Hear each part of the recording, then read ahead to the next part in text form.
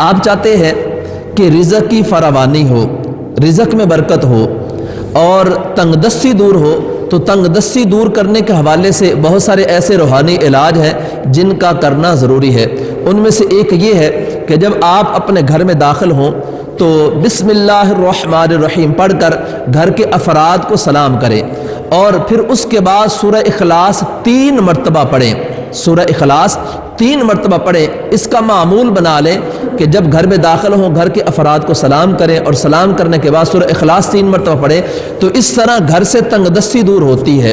ایک تو یہ ہے، اور دوسرا یہ ہے کہ یا مسبب الاسباب، ان جتنے بھی آپ کو روحانی علاج بتائے جا رہے ہیں ان کے اندر تلفظ کا درست ہونا ضروری ہے۔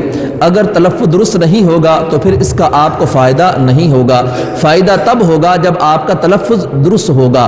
تو یا مسبب الاسباب، یا مسبب الاسباب، اگر آپ پہ قرض کا بوجھ ہے اور بظاہر قرض اتارنے کا اسباب نظر نہیں آتے، یا پھر آپ چاہتے ہیں کہ میرے رزق کے اندر جو اسباب ہیں یہ ختم نہ ہو، اسباب چلتے رہیں، اور میرے رزق کے اندر فراوانی ہو، رزق کے اندر وسعت ہو، رزق کے اندر برکت ہو، تو پھر نماز کی پابندی کرنے کے ساتھ ساتھ یا مسبب الاسباب، یا مسبب الاسباب، یا مسبب الاسباب، یا مسبب الاسباب، یہ لفظ یا ہے، اس کے بعد الف ہے، اس کو ذرا لمبا کرنا ہے، یا مسبب الاسباب۔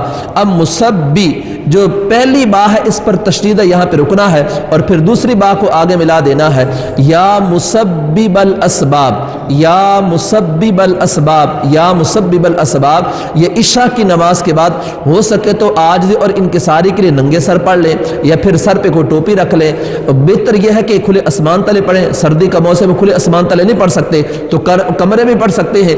ایک مخصوص ٹائم بنا لیں، مثلا 9 بجے کا ٹائم ہے تو 9 بجے سے مراد 9 بجے ہی ہے۔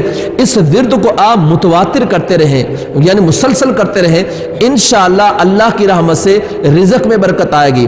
اور پھر یہ جو ورد ہے یہ کئی اعتبار سے کیا جا سکتا ہے۔ مثلا آپ کے بیٹے نے اپنی تعلیم کو مکمل کر لیا، اب اپنے بیٹے کے حوالے سے پریشان ہے کہ میرے بیٹے کو کوئی اچھی نوکری مل جائے، اچھی ملازمت مل جائے، اچھا کاروبار مل جائے، اس کا مستقبل بہتر ہو جائے، تو پھر اپنے اسی بیٹے کے حوالے سے آپ اس کا باقاعدہ ورد اپنی زبان پہ جاری رکھیں، یا مسبب الاسباب، یا مسبب الاسباب، یا مسبب الاسباب۔ 5 تسمیہ اس کی کرنی ہے، اور کرنے کے بعد اگر آپ اپنے بیٹے کے حوالے سے یہ کر رہے ہیں تو آخر میں دعا مانگے، مولا کریم ان الفاظ کی برکت سے میرے بیٹے کو کامیابیاں نصیب فرما، فلاں جگہ پہ کامیابی نصیب فرما۔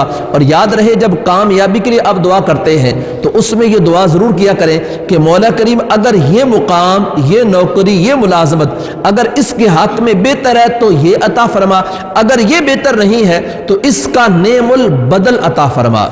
اب ضروری نہیں کہ بندہ سوچتا ہے کہ یہ چیز بہتر ہے اور وہ بہتر ہوگی۔ بعض اوقات ہوتا کیا ہے کہ ایک چیز کو بندہ اپنے سوچ میں کہتا ہے کہ بہتر ہے لیکن وہ بندے کے حق میں بہتر نہیں ہوتی، تو یہ دعا مانگے کہ یا اللہ عز و جل میرے بیٹے کو اس مقصد کے اندر کامیابی نصیب فرما، اگر اس میں بہتری ہے نہیں تو اس کا نعم البدل عطا فرما۔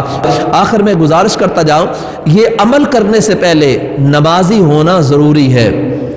اگر آپ بے نمازی ہیں، نماز ہی نہیں پڑھتے، تو نماز نہ پڑھنا یہ تو بہت بڑی نحوست ہے۔ نماز نہ پڑھنا یہ تو اپنے آپ کو بہت زیادہ نعمتوں سے محروم کرنے والی بات ہے۔ نمازی ہونا شرط ہے، نماز کی پابندی کرتے رہے اور اس کے ساتھ ساتھ ان روحانی علاجوں سے فائدہ اٹھاتے رہے، اللہ کی رحمت سے کرم ہوگا۔ خلاق عالم کی بارگاہ میں دعا ہے